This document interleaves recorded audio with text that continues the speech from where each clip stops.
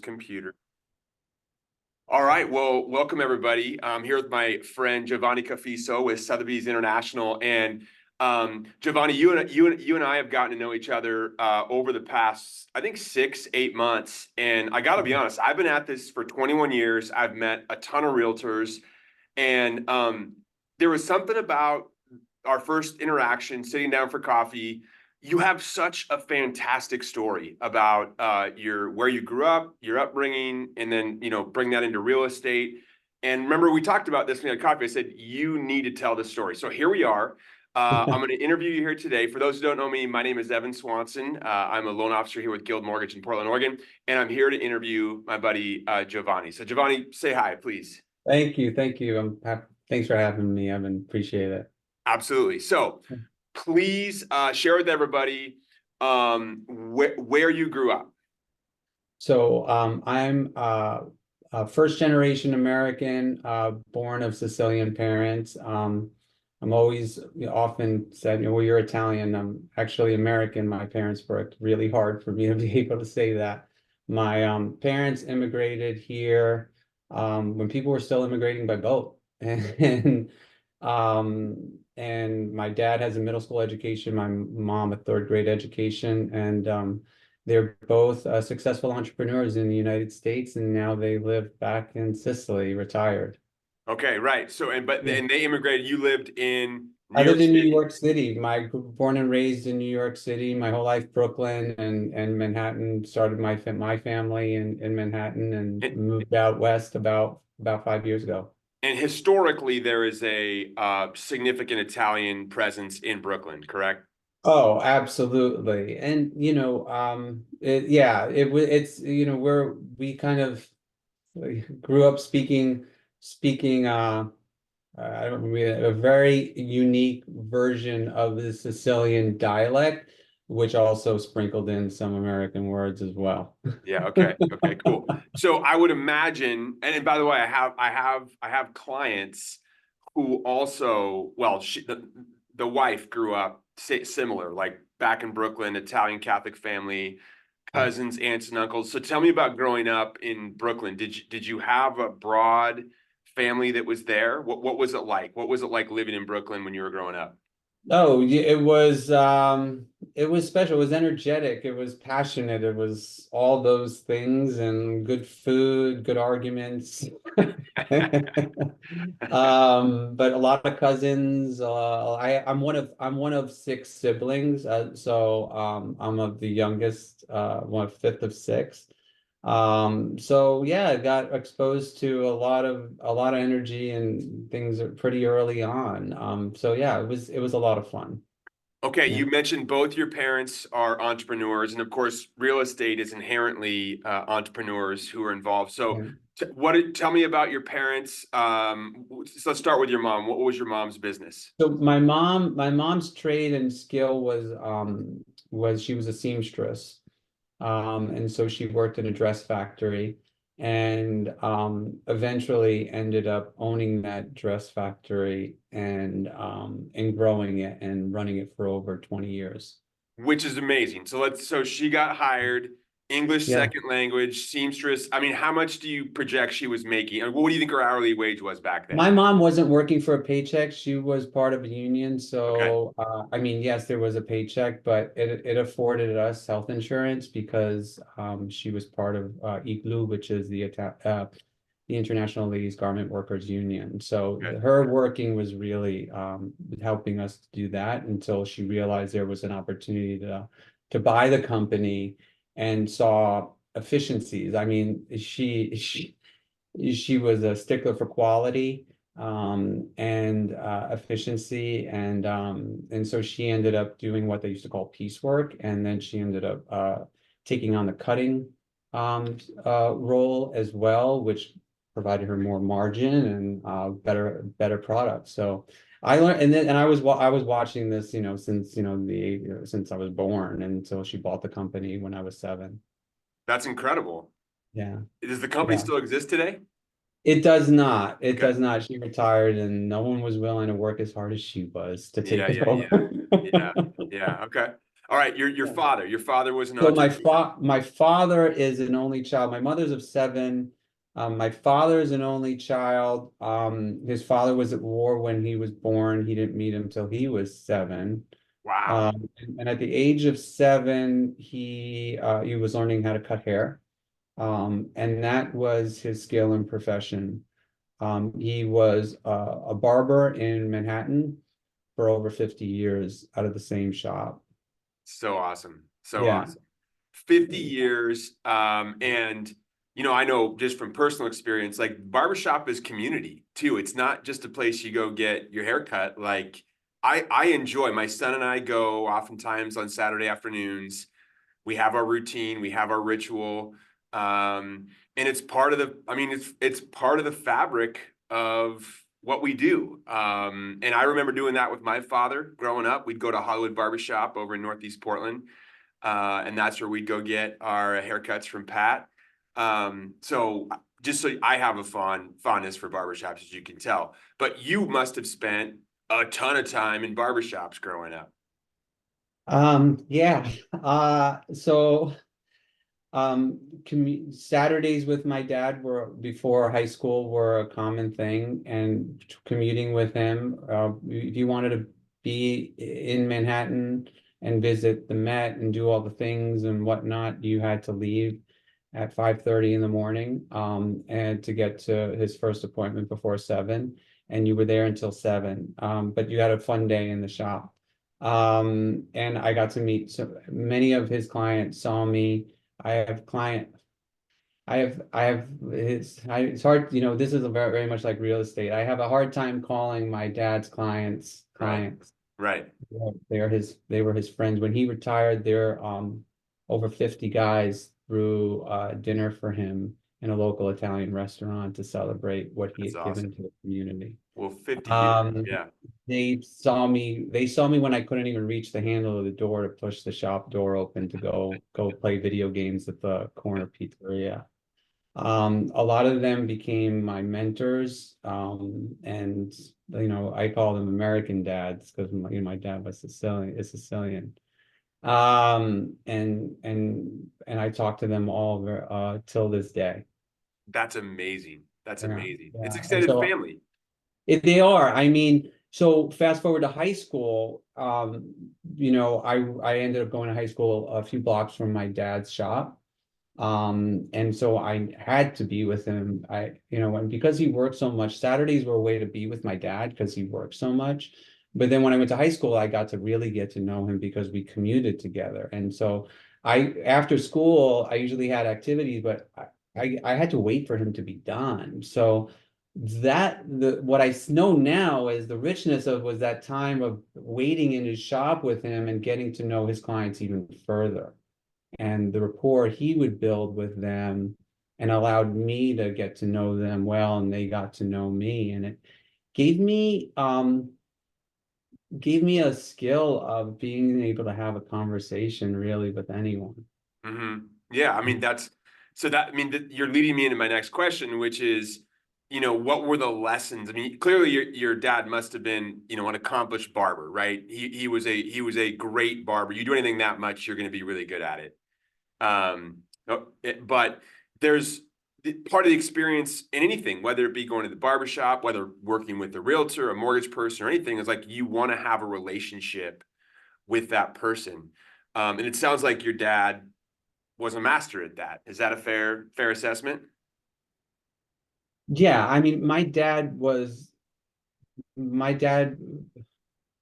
um I'm at a loss of words right now because um he had a knack and it wasn't a knack, he just had a heart. Um his clients were his best friends. There from times of, cutting generate when you talk about that story, he has cut generations of people's hair of the grandfather before they had kids, and now he was, all three of them were coming to the shop Mm-hmm. together, Mm-hmm. with their turns, and to get their haircut. But it wasn't about the haircut. His clients have seen my dad, and they've shared joys, tears of joy and tears of sadness. My dad, he was a barber. He was a barber in the truest sense. He only cut men's hair. But a lot of times, many times wives would call and say, Giovanni, it wasn't a question. It was just, Giovanni, we need you to come give, my husband a shave, his last shave, Mm. when they were, bedridden at that point, and planning the end of life. And my dad, it wasn't a question, and it was understood that my dad would be there, and he would go before he came home, and he would visit. And it wasn't about the shave. It was it was about saying goodbye to a friend. Yeah. Yeah. Connection, community. So my dad, and the interesting thing is this is truly, if you have a true, if you're someone like my dad, you really go back to, like, what is currency, right? What is the value of certain things? And it was understood, and it was just like, it was a built-in trust and rapport. But I will tell you, even to this day, I'll give you a funny story. My dad worked with a gentleman who has had a business for several years called Campus Consultants, and he helps people optimize financial aid, and making sure they're not leaving anything on the table when there are programs to help them pay for college. Sure. He's been on the news, all of these things. He, again, one of those that saw me grow up, and he helped me. He helped me when I was ready for college. He helped my dad. And today he's helping me as my daughter prepares to go to college, That's so awesome. and we're filling out FAFSA forms. But I never saw a bill. My Right. dad never saw a bill. He never paid for a haircut. Right. Right. When I was playing soccer after school and I come home famished, the restaurant next door, I didn't even have to be like, hey, I'm here. And I'd have a plate of pasta waiting for me to eat from the restaurant next door. And then they would come and get the haircut. So, Right. true sense, the barter system existed there. Please don't tell the IRS. I said IRS. I don't think the IRS is ever going to find this video, so I think we're good. Yeah, but yeah, I mean, that was the beauty of community. It's like we take care of each other. We're one community takes care of each other.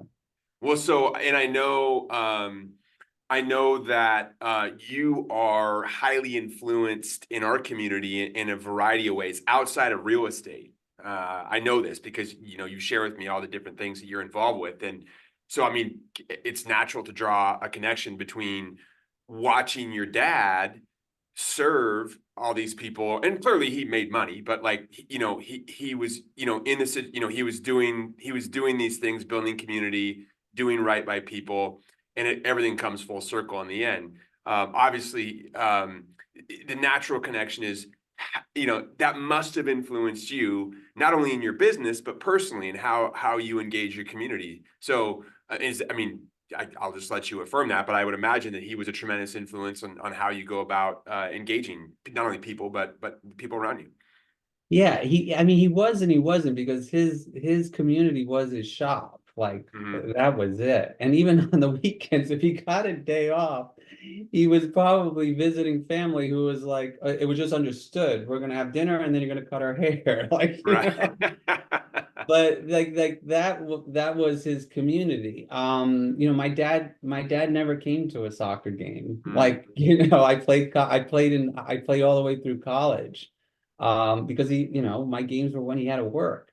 sure. But for me, yeah, I mean, community is very important, and I'm fully immersed in the communities that I care about, and try to give as much of my time and myself to them, and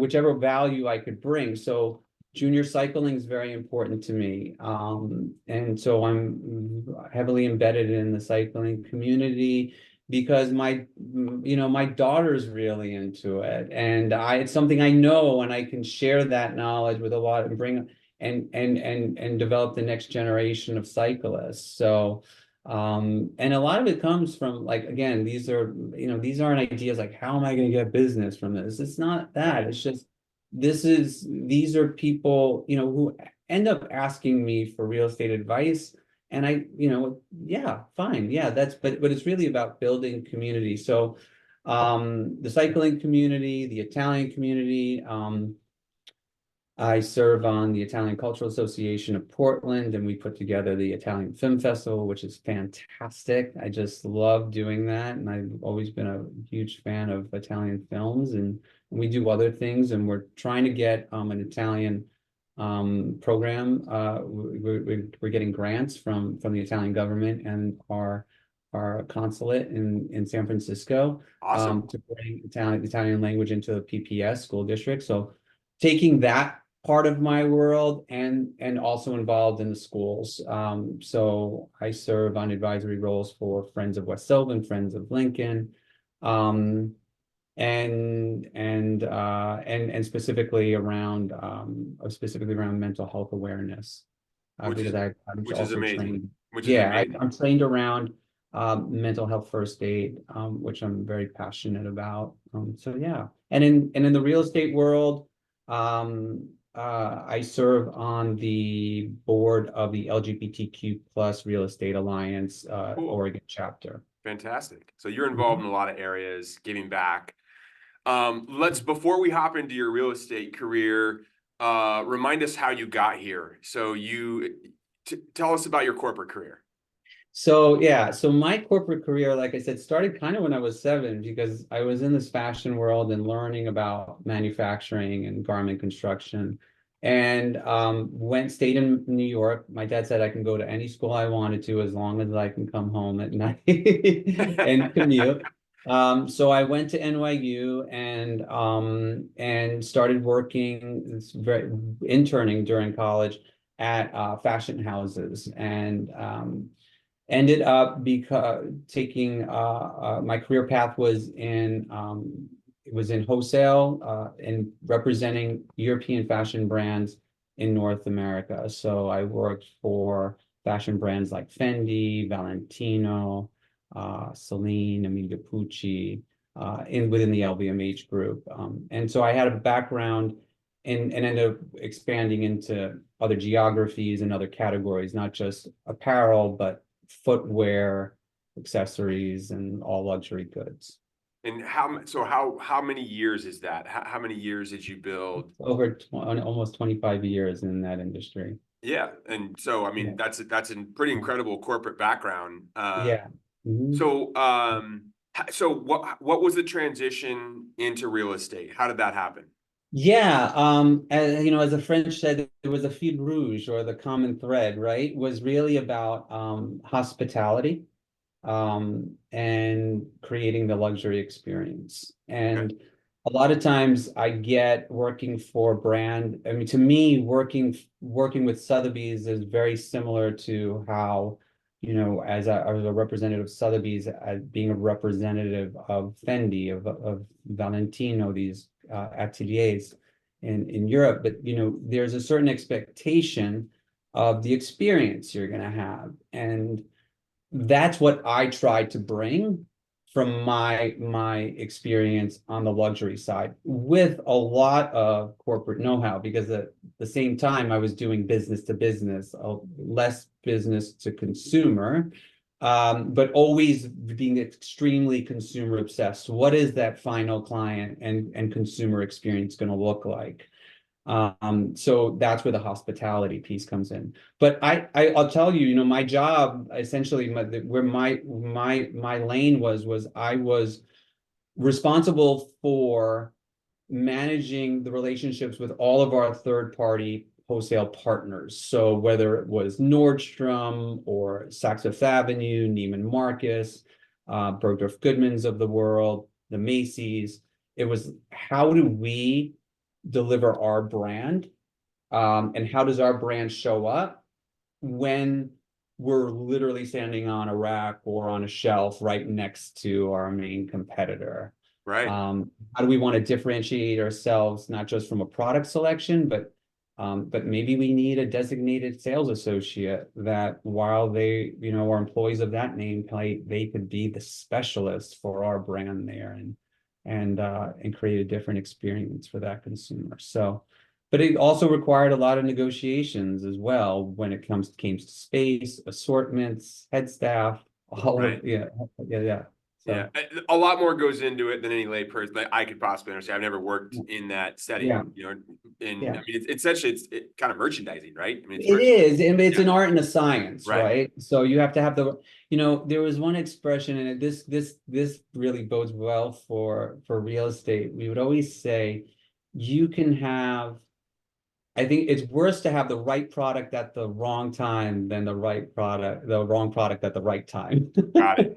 Got it. So timing is everything because you could put together a beautiful, put the right shoe boot. Let's call it a boot, right? You put a boot, like you don't deliver that until March, April. You miss the boat. Yeah, like Right. who cares, right? Right. So you could see the correlation of that thinking in real estate as well. Right. Right.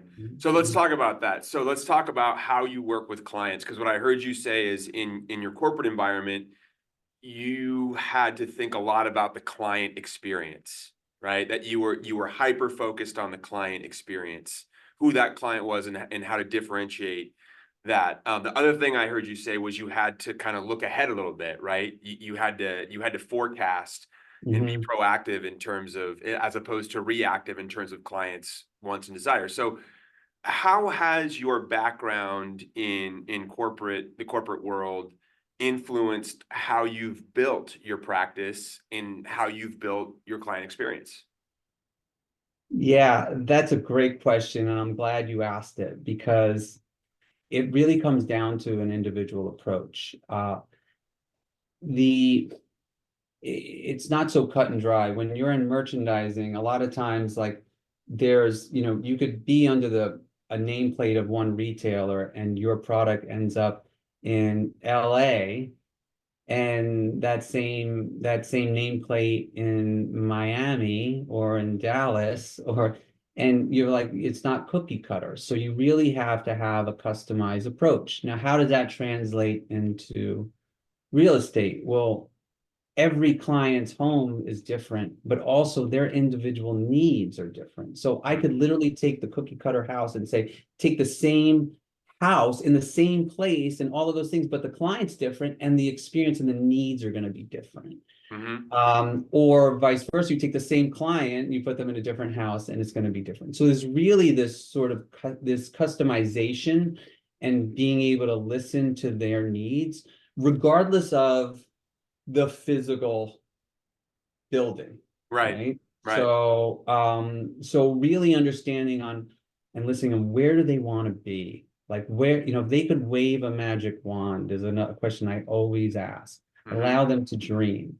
Because a lot of times they can't see the forest for the trees, whether they're sellers or buyers. Right. If you're a buyer and you're a lot of times we already plug in, we see things with lenses and we educate ourselves a little bit too much and we don't allow ourselves to dream Right. and say, if you can wave a magic wand, where would you be? What would the home look like? Where would it be? Sure. Um, And then yeah. listen. And And then then listen and just yeah. listen and listen for and listen and watch for the change is one of the other things I like to do. Watch for the change. Watch which one really gets them going, where they Yeah. get to do the Yeah. dance and that and understanding what's important to them. And then what's interesting is sometimes that shifts, like, and you have to continue to listen and watch. So with buyers, I was with buyers all weekend. And what was really fun is we probably saw too many houses, but it was their first time in Portland, and we were collecting, and again, there's more data, collecting information.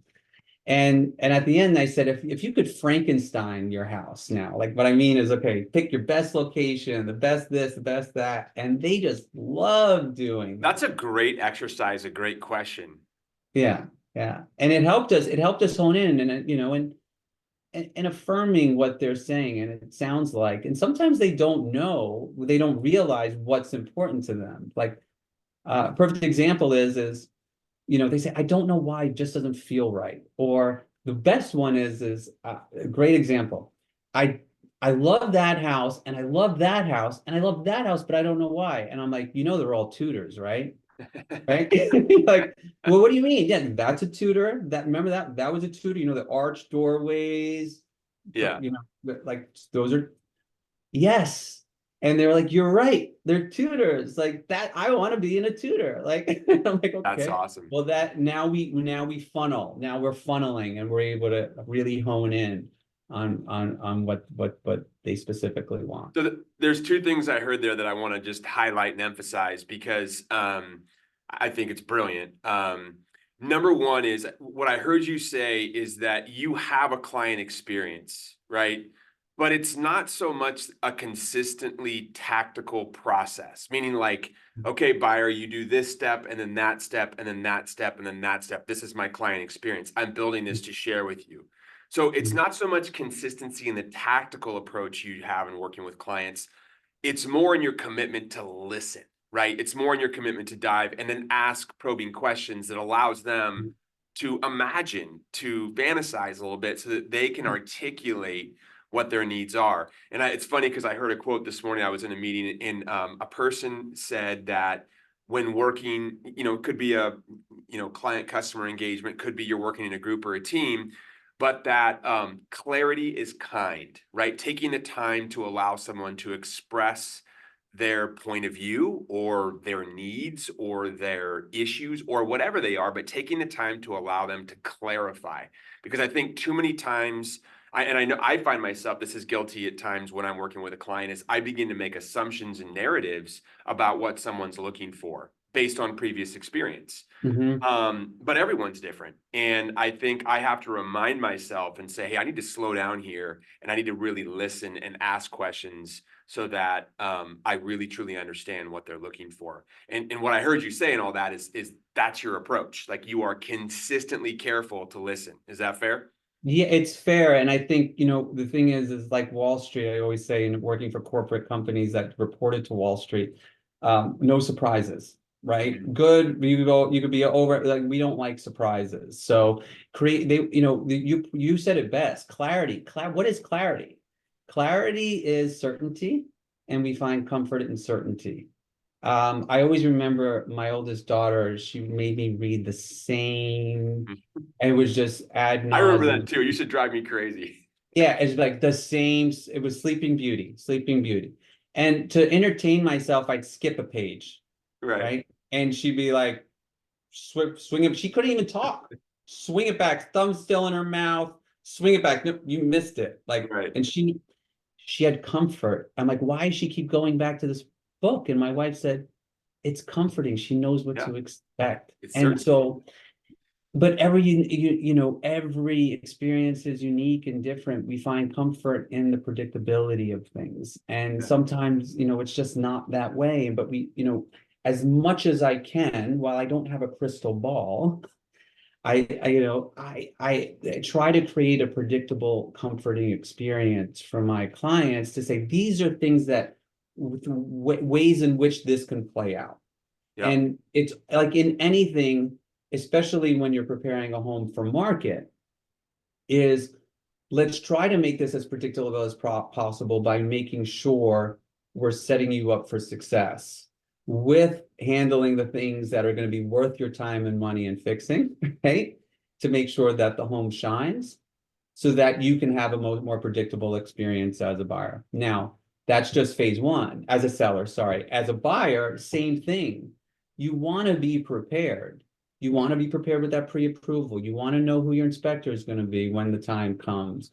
It's not just as it comes, right? As it comes. How is this going to play out? So a lot of time when I'm working with a buyer, whether they've done it or not before, really, it's really important. I work with first-time buyers. I work with people who transacted all the time.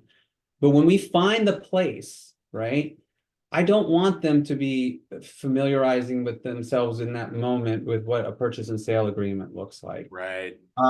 We set up a dedicated time beforehand, and it's worth the time and effort to say, this is what the contract looks like. Let's look at what it would take, what it mean to write up an offer. Yep. And we really break it down to the 5 points of the offer, right? The price, the terms, the close date, the exclusions, and all the contingencies, right? So Right. then when we're standing in the driveway, right? When we're standing in the driveway and this is the house, it's like, what do we have to do next? What do we have to do next? Like, no buyer should ever be saying, what do we have to do next when when they find the home they want. I love that, man. Preparation is key. Don't Yeah, wait. yeah, Do the yeah, work up front. Be ready. yeah. Well, and so the next thing I wanted to say, because we've had a chance to work together now a few times, and I am genuinely impressed in watching how you solve problems creatively. Because Mhm. you did something in the first transaction we worked together on. We're not going to name names, but you did something that in my 21 years of real estate, I may I may have seen one other time. Um, but it was such a seasoned, wise move, and that was the reverse offer you made. I don't know if you remember that. So set us up for that. The client had a need, as I recall. The home was not had been taken off the market. I No, forget the no, home exact. was on the home Okay, was yeah, on the market. So we went office exclusives as if we were, it's something I like to do. I like to go office exclusive before while we're preparing because you never know like what's going to happen and you might find someone, who's looking in that area. I have a large network of people. So while I'm preparing the home for market, it gives me the opportunity to look for potential buyers from my sellers. So we were there and we had someone who was very interested in the house, but they kind of weren't ready yet. And so you were they were representing the seller. I was representing the seller Okay. and we had identified a buyer who had missed out in a property in the same neighborhood, really wanted to be there because part of my practice is saying, okay, not just what were the transactions that just recently happened, is let me find out more. We're very collaborative as co-op agents, saying, hey, you just closed on the house 2 doors down. What was your experience like? And interestingly enough, this house was in a multiple offer situation past the COVID frenzy. So it Right. was rare to have multiple offers. And yes, someone missed out. And this co-op broker said, I'd be happy to give you that agent's name, and because they were very keen on being in this neighborhood. So I connected with that person. So they were very interested in our house, but just weren't ready yet. They had a house to sell.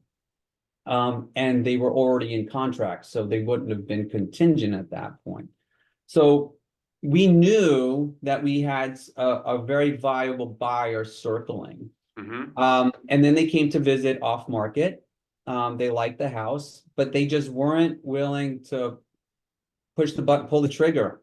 And one of the things I talked about the 5 points of the contract, right? And so what I did was I talked to my seller and I said, if this is your buyer, let's talk about the 5 points of the contract. If you were to sell to this buyer, what's the price you would like? What were the terms you would like? When would you like to close? What are the exclusions and exclusions? Whatnot, right? All those things. What are the contingencies? Okay. Kind of boilerplate stuff we put in there, but it was the price she wanted and all of those things.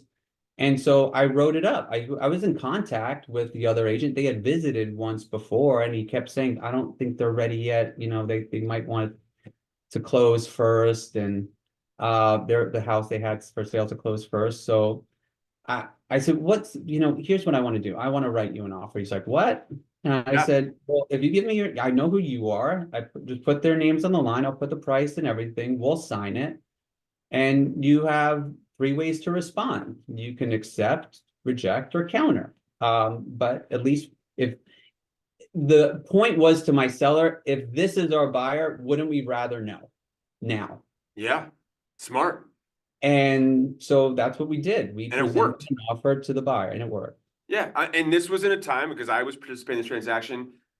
It was pretty slow. It was a pretty slow real estate market. And had Mhm. you not made that move, who knows where we'd be right now? Your client may not have sold. And of course, they're happy now in another home, which is awesome. Mhm. But I just thought that was so smart.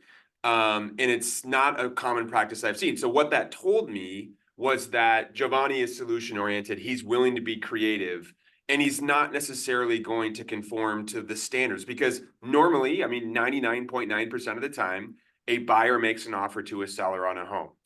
But in this particular situation, that wasn't happening. And so you were like, well, why can't we do it the opposite way? There's no reason we can't. And you did it and it worked. So Yeah. that was a good one. Well done. Yeah, it was. It was. And the thing is like I don't know if I'll, have the opportunity to ever do that again. But maybe, but because every situation is unique. And I always say that like what's the value of working with someone, it's not just the reps on the field. Like a lot of times, it's like, yeah, you could do this. And I often say I'm just managing the process. Buyers and sellers, my clients, they're making the decisions. A lot of times, one of the hardest questions I get is, Giovanni, what should I do? What should I do? And that's a very hard question. And then we probe a little bit more. If I've heard you before, this sounds like it's very important to you. I mean, I've told, but at the same time, I have to be direct with them. Like that same person that you helped and that we helped find a house, she kept sending me houses, and I said, "We're not going to see that one." Mm-hmm. She said, "Well, why not?" And I said, "Because the last time we saw a house with all that dated, cabinetry, you walked in and out, and you said it was because of the dated cabinetry." Like, did Right. you look at the kitchen cabinets? And she's like, "You're so right. You're so right." So in a certain sense, yeah, you got to tell them that you have to allow it to be another set of eyes and ears for them. But that's where we manage that process for them because they are big decisions.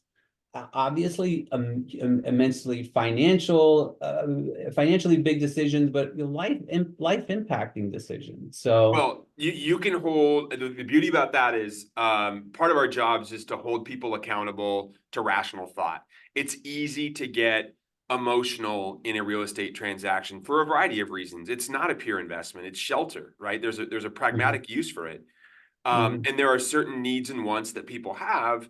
But sometimes it's easy to get caught up in the flurry and the speed of real estate, especially in a spring market like we're in now. And it's helpful to have a friend, a true friend would say, hey, this isn't you.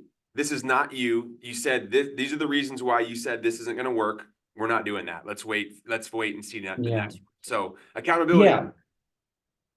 Yeah, and that's a really good point. And I think a lot of times, though, it's also letting them understand. A lot of times, if you've never done this before, the certainty, right? You Yeah. talked about and the comfort there, and it's like you don't know who your buyer is. If you're a seller, you don't know who your buyer is. If you're a buyer, you don't know who your seller is, and are they going to be easy to work with? Right. And, part of the philosophy I try to share with my clients is that when we find the house that you're going to buy, or we find the buyer who's going to buy your house, I, I help them paint a picture of that party wants what you want, right? So what do sellers want? Sellers want to leave no money on the table and they want a smooth transaction, right? And that they want to make sure it's going to stick and that it's going to sell quickly. What do buyers want? They don't want to overpay, they want a smooth transaction, and they want it to happen quickly, right? So Right. most of those things they want the same. And so the picture I try to paint is saying, look, you kind of really want the same thing. And you have to look at it as a partnership, Yeah. not as someone sitting across the table from you, but imagine someone you're walking down the street with and you're holding hands, moving in the same direction. Mm-hmm. And that really does help them come from a place of when they're writing offers of, yeah, I do want to not overpay for this, but I want to be fair and empathetic to what the seller wants. And the same thing on the sell side, painting like if you were to get an offer today, what would you be happy with? And it's all about the bundle of terms. We often go to price, price, price. Right. But many times you can't put value on the fact that knowing where the house is going to go. Right. And I'll give you another example. I sold a house in the summer that was a 1924 typical quintessential Portland bungalow sitting on a very large lot that was zoned for multi-use and multifamily. So the highest and best use of that property would have been huge if you just scraped the house and Mm-hmm. sold it to a developer. Mm-hmm.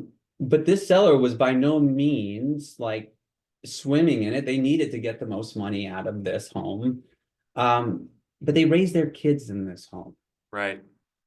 And seeing that home being used for another family was important to them. Mm-hmm. So, so when we talk about like I can't put that on a purchase and sale agreement, Of course not. Right. you Exactly. know, but getting them, because a lot of times, there are people like, are you crazy? You could, blow this up and turn it into this. And it's like, that's not what they wanted. Right. Yeah. Right. Yeah. Yeah. Yeah. Love it. Okay, about 5 minutes left here, Giovanni. Let's talk about the current market. So we're recording this in March of 2024 here in Portland.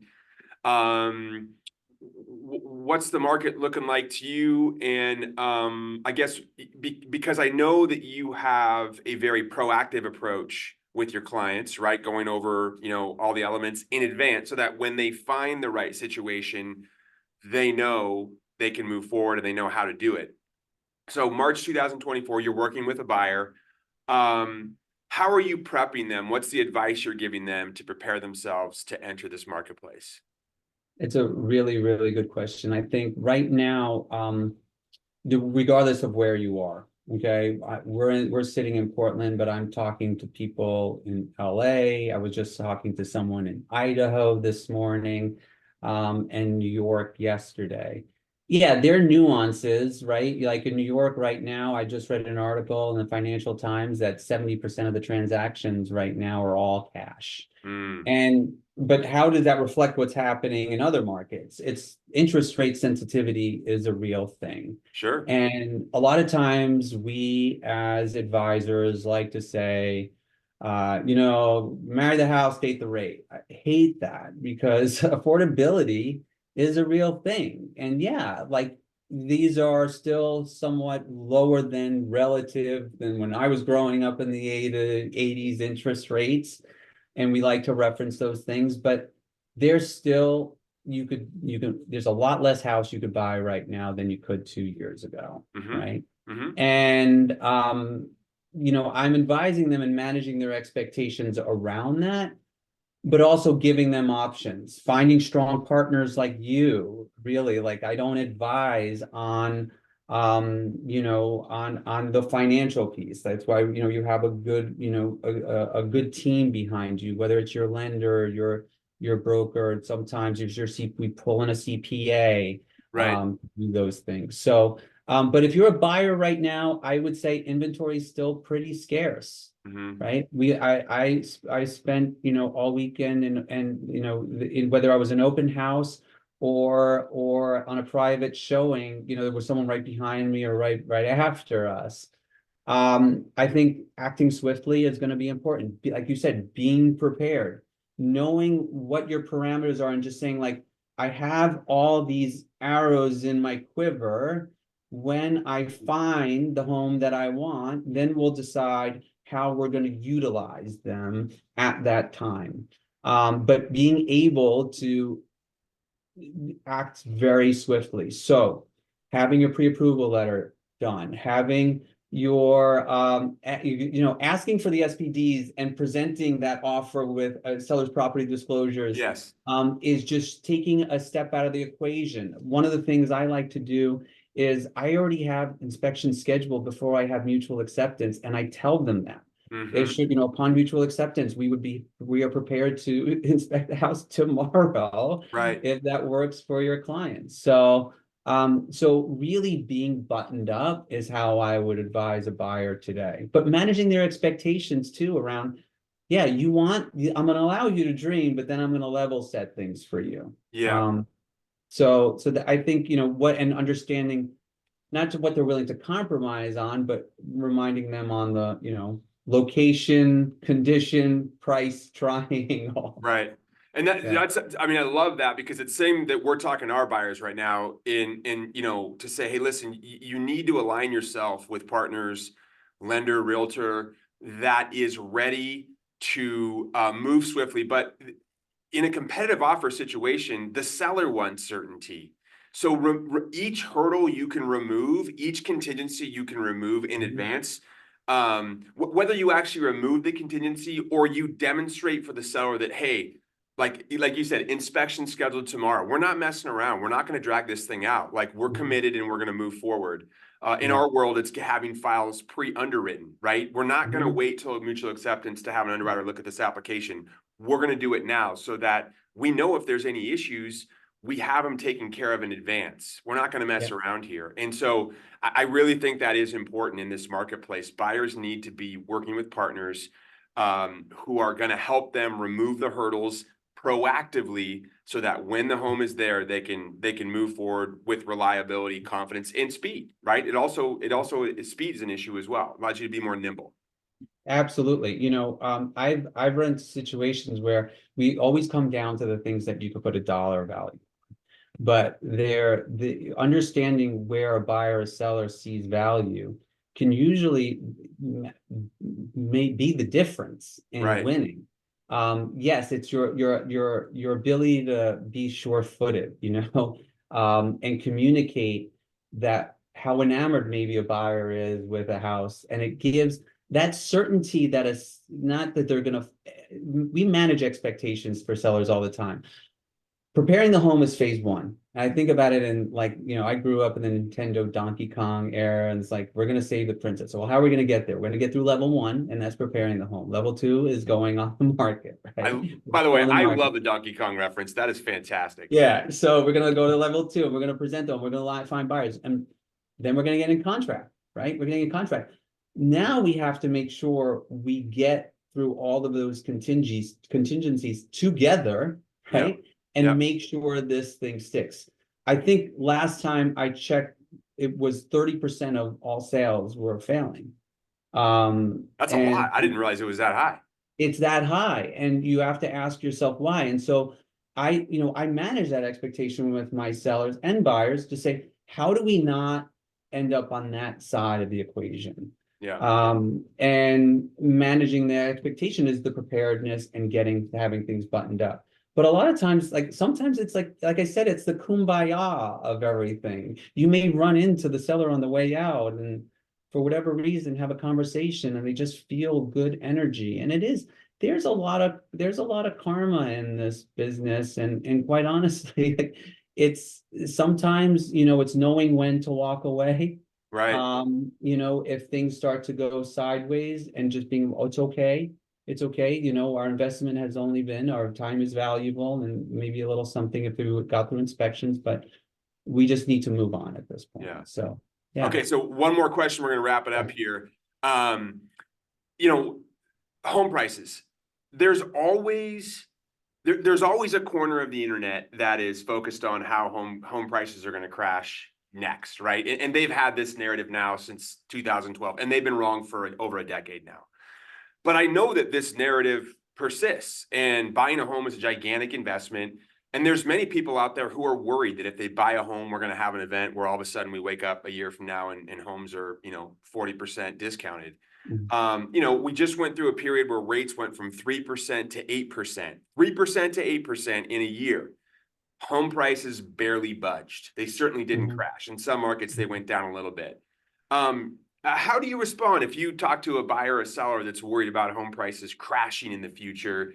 Is there any signals on your radar that suggests that may be the case? How do you handle that? Yeah, so that's a really good question. So the difference is that we're not seeing inventory yet go on the rise. We still are dealing with a scarcity of inventory.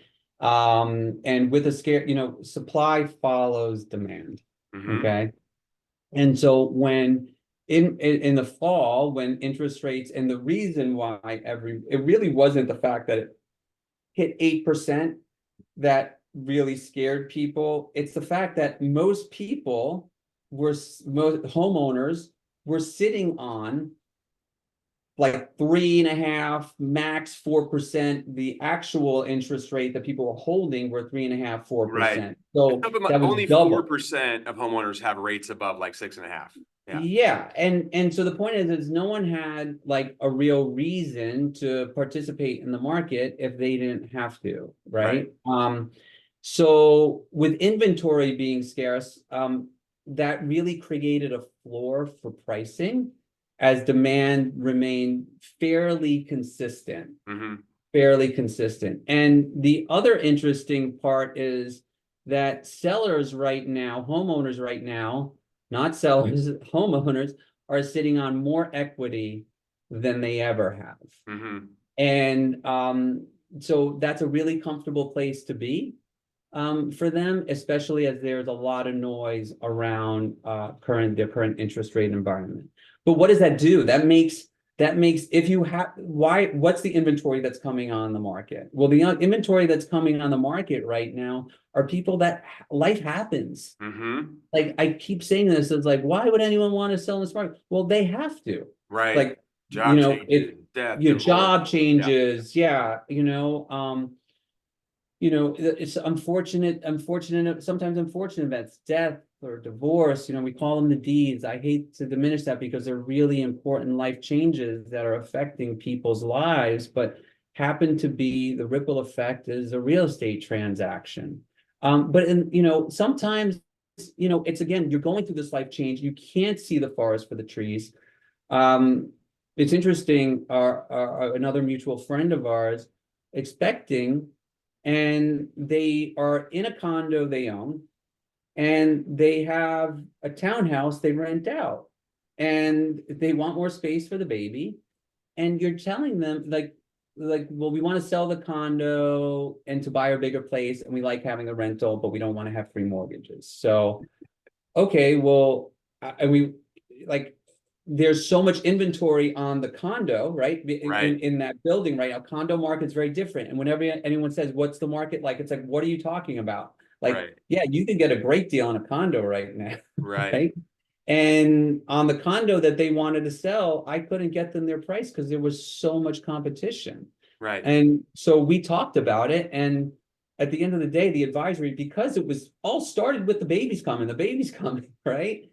The advisory was, well, don't sell the condo, rent it out. If you're going to rent one property, rent that and maybe move into the townhouse, and you won't have 3 mortgages. And so does that translate to a real estate transaction? No. Was it the right thing for them? Absolutely. And that's what they ended up doing and very quickly. And this is a karma-based business we're in. A lot of times I think we're measured by as I say, everyone has the nightmare realtor story, and it's like we're constantly measured by the lowest common denominator. And good friend of mine said, not even in this industry, so I take it to this industry, is we want to leave it better than we found it. Yeah, that's just a good philosophy in life generally. Yeah. Well, I hate to cut this off, but you've definitely left this YouTube channel better. You've left it better than you found it. So, Giovanni, I just want to say thank you for taking the time in sharing your story, sharing your insights, sharing your background and your philosophy. Genuinely, it's been an honor to get to know you, and thank you so much for being a part of this. Thank you, Evan. Thanks for being such a good friend. All right, buddy.